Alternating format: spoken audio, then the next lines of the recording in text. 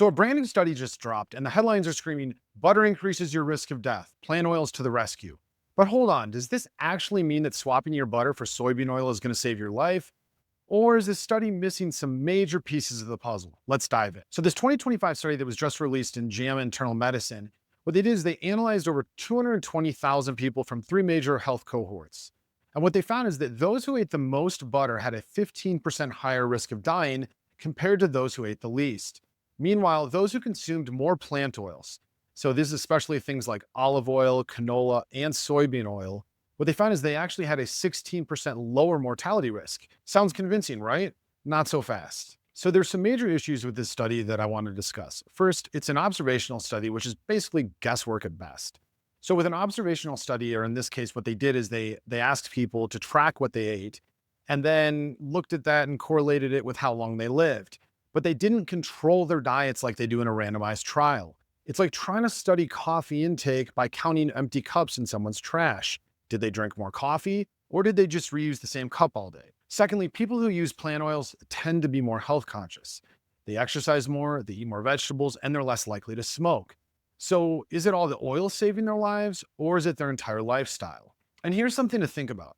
What if this same health conscious group had ignored the anti-butter messaging in the past 30 years?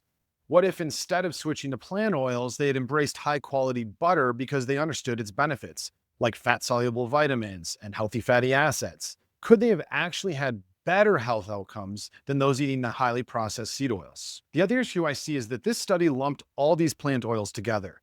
So the study combined all the plant oils into one big category, meaning olive oil, which is mostly monounsaturated fat, gets thrown in with soybean and corn oil, which are especially high in omega 6s. And fourthly, the older studies tell a different story. This is where things get really interesting. So controlled trials, and this is the gold standard of research, haven't always backed up the idea that replacing saturated fat with polyunsaturated seed oils lead to a longer life. Imagine if we ignored decades of seatbelt safety studies and just asked people, hey, do you wear seatbelts? How long did you live?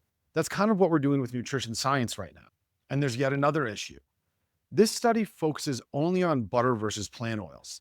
But what about coconut oil or ghee or avocado oil? Look, the takeaway isn't butter is amazing and you should eat a stick every day. But also, we need better science before making any extreme dietary claims. Instead of obsessing over one food, focus on your overall diet. And remember, just because past generations were told to fear butter doesn't mean that they were right. The real question is, what if health conscious people had chosen butter over processed oils? Would we be seeing a different study today?